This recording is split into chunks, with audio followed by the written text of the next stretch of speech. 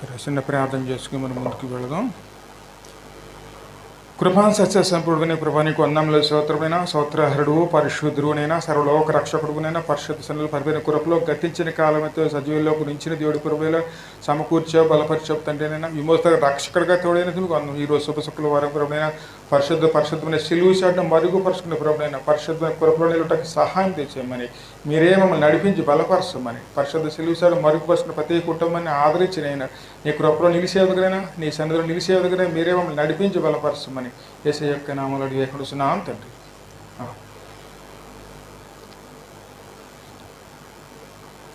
ఈరోజు వాక్యం జ్ఞాపం చేసుకుని ఇర్మీయా గ్రంథంలో 4వ అధ్యాయంలో 3-4 వచనాలు జ్ఞాపం చేసుకుందాం.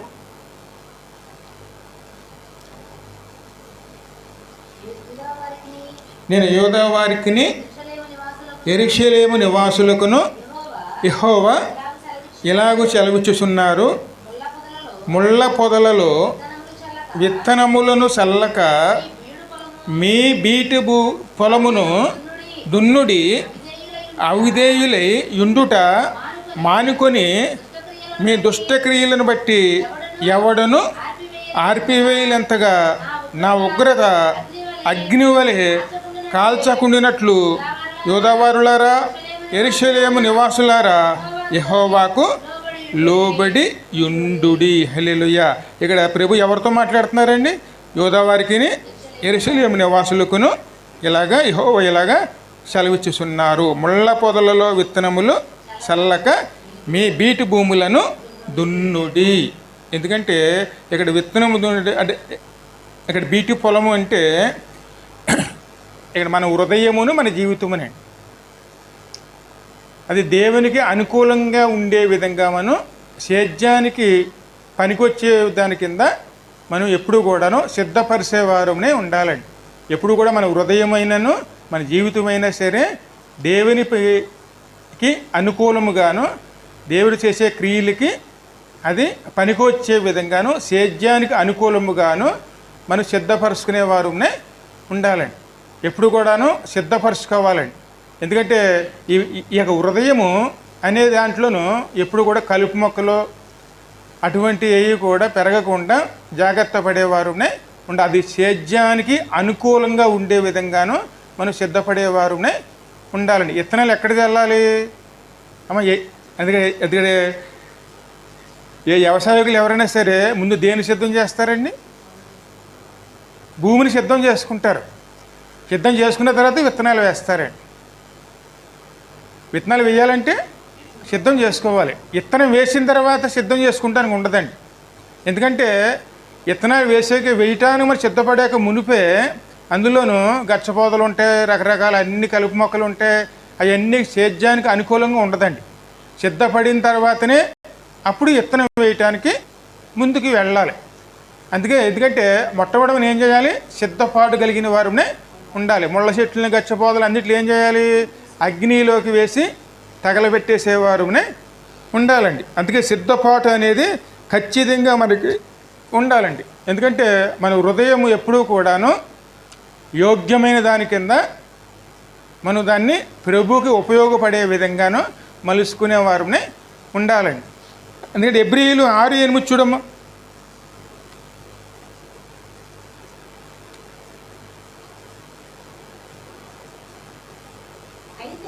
అయితే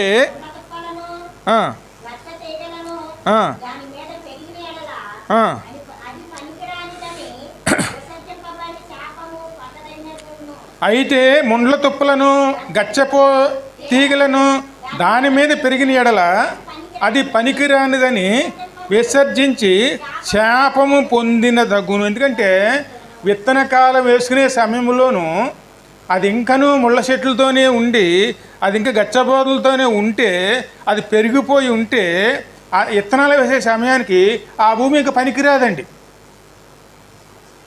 ఆ భూమి వల్ల మనకు ఉపయోగం ఉండదు. అది వ్యవసాయానికి యోగ్యమైనది కాదండి.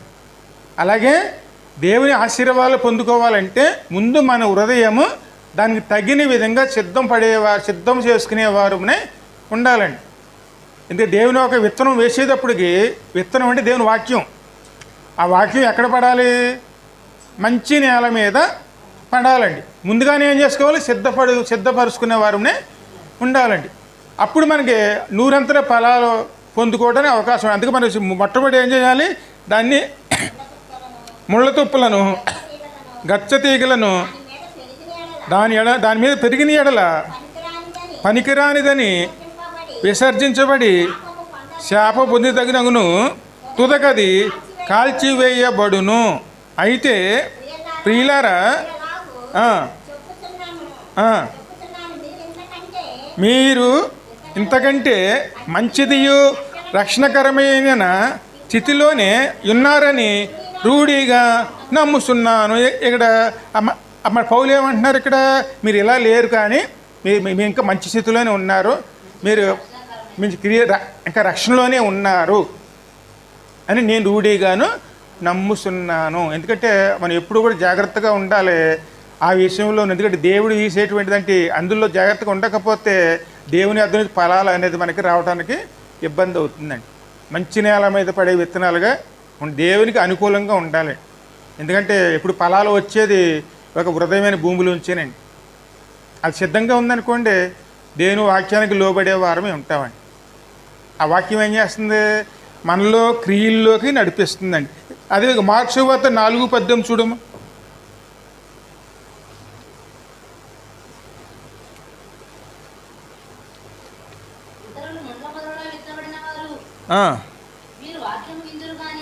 మీరు వాక్యం విందురు కానీ ఐహిక విచారములను ఇతరులు ముండ్ల పోదలో విత్తబడిన వారు వీరు వాక్యం వింటారు కానీ ఐహిక విచారములను, ధనమోహను,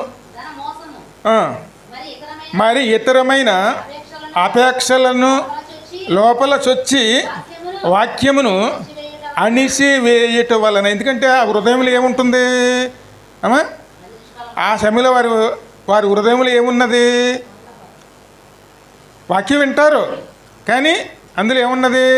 ముండ్ల పొదలో విత్తబడింది. వారు వాక్యం విందురు కానీ ఐహిక విచారములండి. అంటే ఎలా బతకాలి, ఎలా ఉండాలి, ఈ లోకం సంబంధించిన విషయాలే మన హృదయం నిండా నింపబడి కడకి ఆ వాక్యము మనలో క్రియ చేయటానికి ఆ హృదయంలోనూ ఏమాత్రం స్థానం ఉండదండి. ఇవే పెరిగిపోతాయి మనకి, ఈ ఆలోచనలే పెరిగిపోతాయండి. ఇంకా దేవుని వాక్యం మనలో క్రియ చేయడానికి అవకాశం ఉండదండి.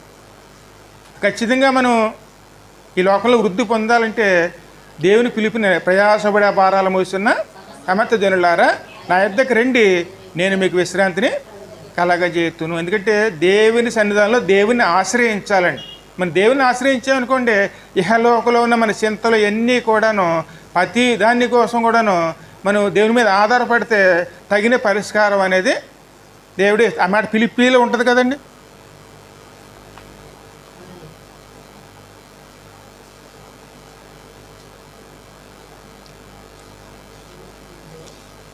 ఫిలిప్పీలను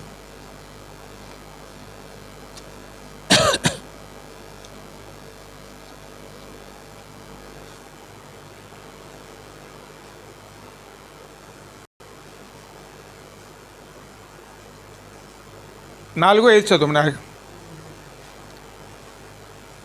మీ సహనమును సకల జనులకు తెలియబడనీయుడి, ప్రభువు సమీపంగానే ఉన్నాడు, దేనిని గూర్చియు చింతపడకుడి కానీ ప్రతి విషయములోనూ ప్రార్థన విజ్ఞాపనముల చేత కృతజ్ఞతాపూర్వకముగా మీ విన్నపములను దేవునికి తెలియజేయుడి.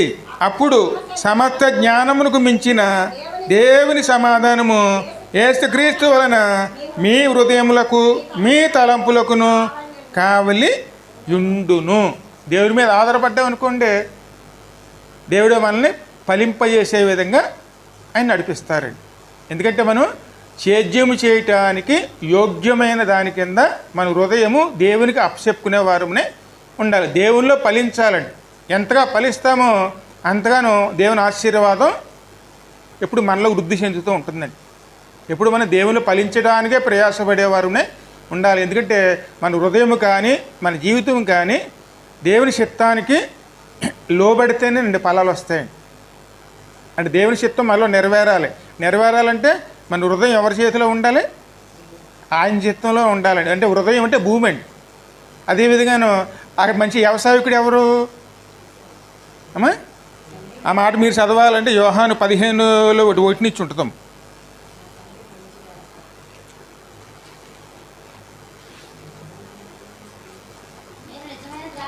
నేను నిజమైన ద్రాక్షావల్లిని, నా తండ్రి వ్యవసాయకుడు, నాలో ఫలింపని ప్రతి తీగను ఆయన తీసి పారవేయును. ఫలించు ప్రతి తీగె మరీ ఎక్కువగా ఫలింపవలనని దానిలోని పనికిరాని తీగలను తీసివేయును. ఎందుకంటే ఇప్పుడు వ్యవసాయకుడు ఏం చేస్తారండి? పనికిరాని వాటిని పెరగనివ్వరండి. పెరిగినాయి అనుకోండి, ఆ తర్వాత పీకడానికి రావాయి. ఆవిడ పీకడానికి వెళ్తే మంచి మొక్కలు కూడాను వాటితో పాటు ఖచ్చితంగా కదిలిపోతాయండి. అందుకే ఎప్పుడు కూడా మనం ఎక్కడ జాగ్రత్త ఉండాలి? దేవుని వాక్యానికి ఫలాలు ఇచ్చే విధంగా హృదయం ఎప్పుడూ కూడాను సేద్యానికి అనుకూలమైన దాని కింద మనం కాపాడుకుంటున్న వారు ఉండాలండి. దేవుడు ఎవరు? మనకి మంచి వ్యవసాయకుడు. ఆయన కుమారుడేనండి. ఆయన కుమారుడే విత్తనం, మంచి ద్రాక్షావల్లి అండి. ఆ ద్రాక్షావల్లి ఎక్కడ ఫలించాలి? మనలో ఫలించాలి. ఆ ద్రాక్షావల్లికి మనం అంటికట్టబడాలండి. అంటే దాన్ని ఆధారం చేసుకుని జీవించేవారునే ఉండాలండి. అప్పుడు మనం నూరంతరుగా ఫలించేవారునే ఉండాలి. అందుకే కుమారుని మన ఆధారం చేసుకుని ఆయన ద్వారా జీవించటమే దేవునికి ఇష్టమండి. అందుకే నాకు వేరే ఉండి మీరేమీ చెయ్యలేరు, ఇంకా ముందుకెళ్తూ ఉంటుందండి. అక్కడ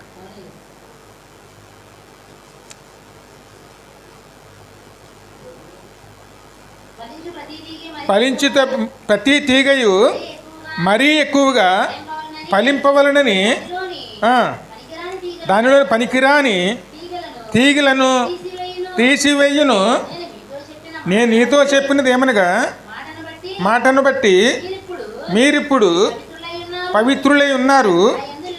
నా యందు నిలిచియుండుడి, నీ యందు నేనును నిలిచియుందు. దేవుడిలో మనం నిలిచి ఉంటే దేవుడు మనలో ఉంటారండి. ఆయన మనలో ఉన్నప్పుడు మనం వేసిన ప్రతి విత్తనం కూడాను నూరంతరుగా ఫలించడానికి అవకాశం ఉంటుందండి. కానీ ఈ లోక చింతలు, లోక అవసరాలు, లోక విషయాలు మనం ముందు పెట్టుకుని మన హృదయంలో వాటితో నింపేసుకున్నాం అనుకోండి, మన మనసు దేవుడి మీద అనుకోవటానికి అక్కడ స్థానం దొరకదండి. ఎందుకంటే ఆ విషయం మనం గ్రహించలేం. కానీ ఇహలోక చింత ఏం చేస్తుంది? ఇప్పుడు దేవుల్లో నడిపించదండి. అన్ని చింతలన్నీ తీసి అక్కడ పెట్టాలి, పక్కన పెట్టి దేవుని పిలుపులో నిలిచేవారునే ఉండాలి. అందుకే ప్రయాసలు పడి భారాలు మోస్తున్న సమర్థ జనులారా, దేవుడు ఎందుకు అందుకే పిలిచారండి. ఆ చింతల్లో పడి మనం అందులోనే కొట్టుమిట్టాడితే ఏనాడు కూడా మనం ఫలాలు పొందుకోవడానికి అవకాశం ఉండదండి. అన్నీ ఎక్కడ తీసుకురావాలి? ప్రతి విషయంలో కూడా దేవుని సన్నిధానికి తీసుకుని వచ్చేవారునే ఉండాలండి. ఆయన చేతిలో ఉన్నామనుకోండి, పనికిరాని తీగని అవతల పడేస్తాడు, తనకి వచ్చే వాటి కింద ఆయన మారుస్తారు. అందుకే కుమారుడి మీద ఆధారపడి జీవించేవారునే ఆధారపడ్డామనుకోండి, నూరంతరుగా ఫలాలు పొందుకునేవారే ఉంటామండి. ఎందుకంటే ఈ లోకానికి జీవాహారం ఎవరు? ఆయనేనండి. అన్నమాట యోహాను సువార్తలో ఉంటుంది 6వ అధ్యాయంలోను.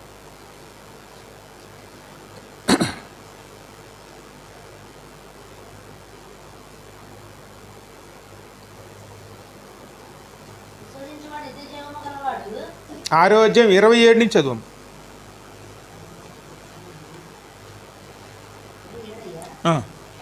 క్షయమైన ఆహారము కొరకు కష్టపడకుడు కానీ నిత్య జీవము కలగజేయు అక్షయమైన ఆహారము కొరకే కష్టపడుడి. మనిషి కుమారుడు దానిని మీకిచ్చును. ఇందుకే తండ్రి అయిన దేవుడు ఆయనకు ముద్ర వేసి ఉన్నాడని చెప్పాను.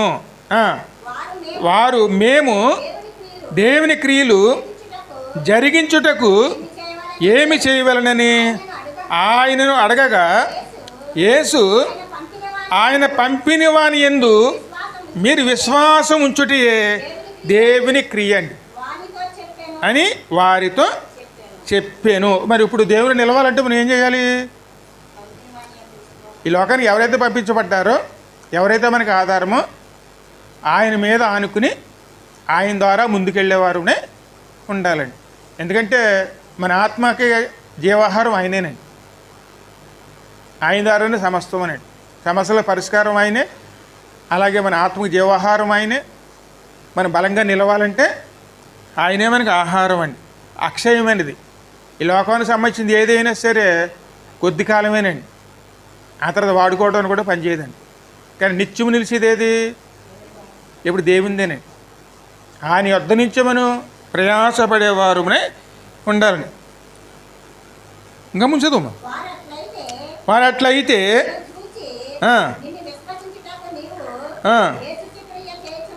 నిన్ను చూసి మేము విశ్వసించినట్లు నువ్వేమి క్రియ చేస్తున్నావు, ఏమి జరిగించుచున్నావు?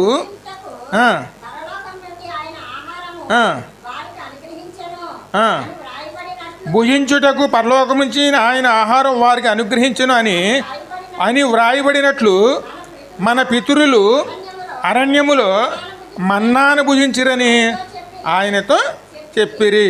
కాబట్టి పరలోకం చేర్చు ఆహారమును మోసే మీకు ఇయ్యలేదు, కానీ నా తండ్రియే పరలోకము నుండి వచ్చు నిజమైన ఆహారమును మీకు అనుగ్రహించుచున్నాడు. పరలోకము దిగి వచ్చి లోకమునకు జీవమునిచ్చినది దేవుడు అనుగ్రహించు ఆహారమై ఉన్నదని మీతో నిక్షేముగా చెప్పుచున్నానని వారితో చెప్పాను. కావున వారు, ప్రభువా, ఈ ఆహారం ఎల్లప్పుడూ మాకు అనుగ్రహించమనిరి. అందుకు యేసు వారితో ఇట్లనే, జీవాహారమును నేనే, నా యొద్దకు వచ్చేవాడు ఏ మాత్రమును ఆకలిగొనడు, నా యందు విశ్వాసముంచువాడు ఎప్పుడును దప్పిక కొనడు.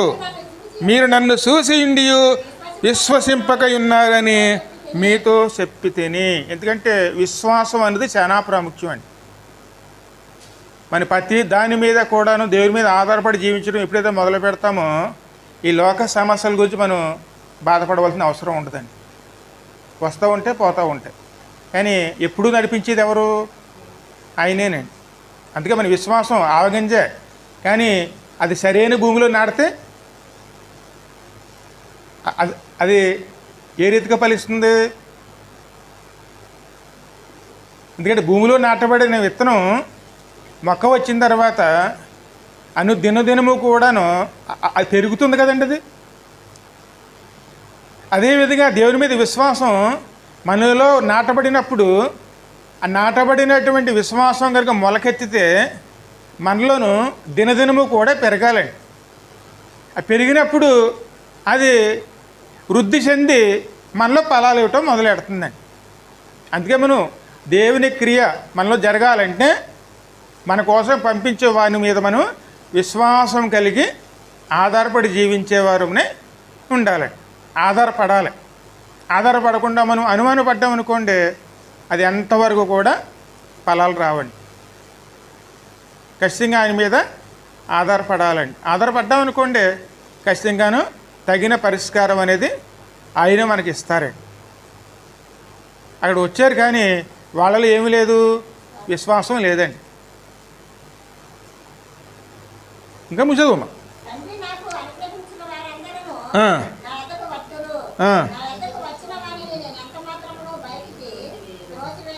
త్రోసి వెయ్యను.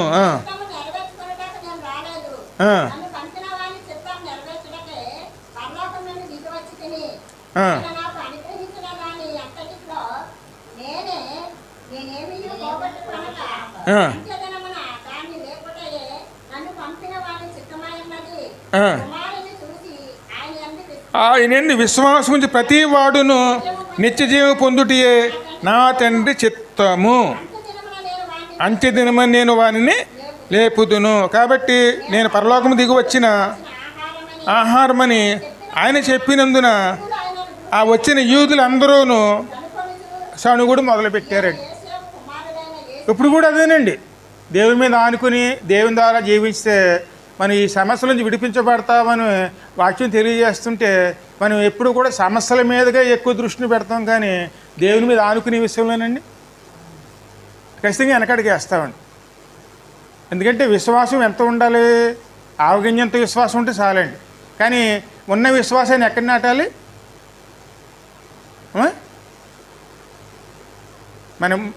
మనలోని విశ్వాసం ఎక్కడ నాటబడాలి? మన హృదయంలో కూడా నాటుకుంటే నాటబడిన విశ్వాసానికి నీరుగట్టి ఫలింపజేసేది దేవుడేనండి. అందుకే ఎప్పుడు కూడాను విశ్వాసమైన దాన్ని మనం నాటుకున్నప్పుడు మన హృదయంలోనూ దేవుని వాక్యం ఏం చేస్తుంది?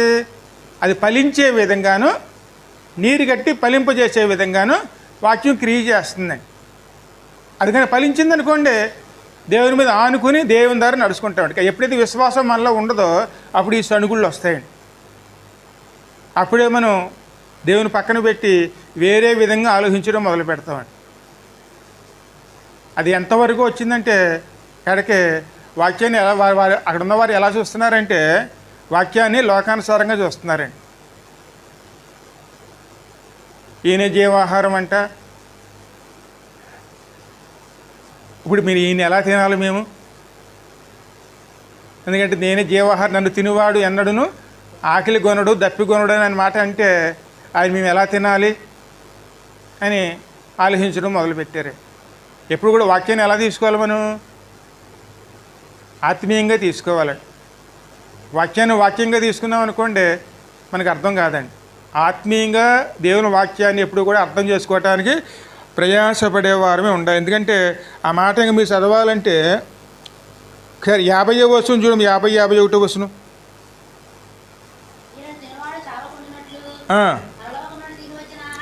దీని తినువాడు చావకుండినట్లు పరలోకం దిగి వచ్చిన ఆహారం ఇదే. పరలోకం దిగి వచ్చిన జీవాహారమును నేనే. ఎవడైనను ఈ ఆహారమును భుజించితే వాడెల్లప్పుడూ జీవించును.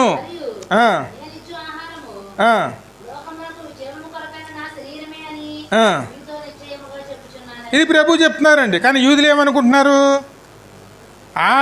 ఈయన తన శరీరమును ఎలాగ తినేయగలడని ఒకరితో ఒకరు వాదించుకోవడం మొదలుపెట్టారు. కావున యేసు ఇట్లనెను, మీరు మనుష్య కుమారుని శరీరము తిని ఆయన రక్తము త్రాగితేనే కానీ మీలో మీరు జీవము గలవారు కారు. నా శరీరము తిని నా రక్తము త్రాగువాడే నిత్య జీవము కలవాడు. అందుకే బల్లభోజనం దేనికోసం? దేవుని మీద ఆనుకునే మనసు కోసం అండి, ఆయనలో ఫలించడం కోసం అండి. ఆయన మీద ఆధారపడాలండి, ఆయన జీవనాధారంగా చేసుకోవాలండి. ఆయనే మనకు జీవనాధారం అండి. ఈ లోక ఆహారం కోసమైనా సరే, పరలోక ఆహారం కోసమైనా సరే, ఈ లోకల జీవితం కానీ పరలోక జీవితం కానీ ఏది పొందుకోవాలన్నా సరే ఇక్కడ ఎవరి మీద ఆధారపడాలి? ఖచ్చితంగా దేవుని ఆయన మీదనే. ఎప్పుడైతే మనం ఈ లోకానుసారంగా ఆలోచించి మొదలు పెడతామో వాక్యాన్ని పక్కన పెట్టేస్తాం, ఈ లోకంలో ఉన్న సమస్యలకు మొదటి స్థానం ఇస్తామండి. అందుకే వాళ్ళు సనుక్కుంటున్నారన్నమాట. ఆయన ఎలా తినగలుగుతాం మనం, ఆయన ఎలా చెప్తున్నాడు ఏంటి అని ఒకళ్ళు వాదించుకుని ఇక సనుక్కోవడం మొదలుపెట్టారు.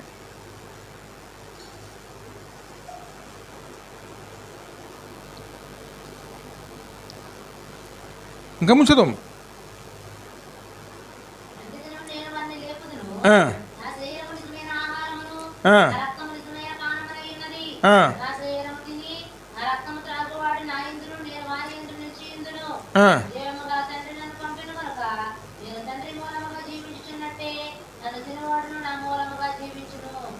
ఎప్పుడైతే ప్రభు ఇలా చెప్పారో వాళ్ళు ఏమొచ్చింది? ఒకళ్ళు వాదాలు వేసుకున్న తర్వాత అక్కడి నుంచి ఒకళ్ళు కూడాను ఆ స్థలం నుంచి వెళ్ళిపోవడం మొదలుపెట్టారు అందరూనే. అలా వెళ్ళిపోవడం మొదలుపెట్టి చూసినప్పుడు ప్రభు అంటారన్నమాట, మీరైనను నిలిచి ఉంటారా? ఆ మాట ఎవరితో అన్నారు? ఆయన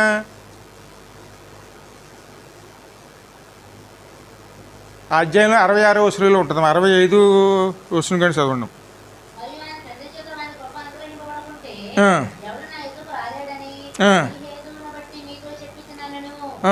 అప్పటి నుండి ఆయన శిష్యులలో అనేకులు వెనక తీసి మరి అన్నడును ఆయన వెంబడించలేదు. కాబట్టి యేసు మీరు కూడా వెళ్ళిపోవాలని ఉన్నారా అని 12 మందిని అడగగా సీమోను పేతురు, ప్రభువా, ఎవని యొద్దకు వెళ్ళుదుము? నీవే నిత్య జీవము కల మాటల గలవాడువు, నీవే దేవుని పరిశుద్ధుడువు, నీ విశ్వసించి ఉన్నావని ఆయనతో చెప్పాను. ప్రభు ఖచ్చితంగా అడిగారు. చూడండి, మీరు కూడా ఉంటారా?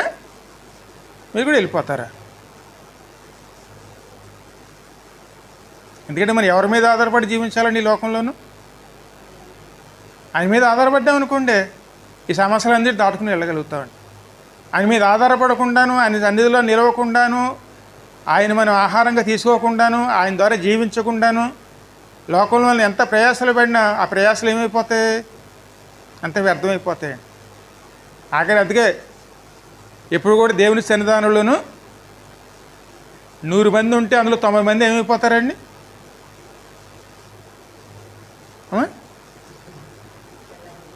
ఆఖరి 10% ఇప్పుడు 10% పరలోకం వెళ్తుందండి. ఉన్న 90 మంది ఏమైపోతారు? చల్లహెదిరైపోతారు. అందుకే ప్రభు అంటున్నారు, మీరన్నా ఉంటారా? ఆ 10%లో మనం ఉండాలండి. నమ్మాలి, విశ్వసించాలి, దేవుని మీద ఆధారం చేసుకోవాలి, దేవుని ద్వారా జీవించడం అప్పుడు మనం మొదలు పెట్టాలండి. దేవుని ద్వారా మనం ఆధారపడ్డామనుకోండి, ఖచ్చితంగా ఆయన జీవాహారంగా మారతారండి. ఆయనే మనల్ని నడిపిస్తారు ప్రతి ఒక్క విషయంలోనూ. అందుకే ప్రయాసలు పడుతున్నాం మనం. మన ప్రయాసలో దేవుని వద్ద తీసుకెళ్ళాలండి. ఆయన జీవాహారంగా మార్చుకోవాలండి. ఆయన శరీరము, ఆయన రక్తము. అందుకే మనం ప్రతి వారం ఎందుకు తీసుకుంటున్నాం? శరీరము రక్తమును అది ఆచారంగా కాదండి. దేవుని వృద్ధి చెందాలంటే మనం ఆ నిబంధనలో నిలవటానికి, దేవునితో కలిసి నిలవడానికి ఆయన శరీరాన్ని, రక్తాన్ని మన యొక్క హృదయానికి, అంటే మనలోని ఆత్మ బలానికి, ఆయన విశ్వాసానికి మరి సద్వినియోగం చేసుకునే వారమే ఉండాలి. అంటే ఎలా పడితే అలా తీసుకోకూడదు. ఎందుకంటే ఆ మాట అపోస్తలుల కార్యం 2:38 ఉంటుందండి స్పష్టంగానే.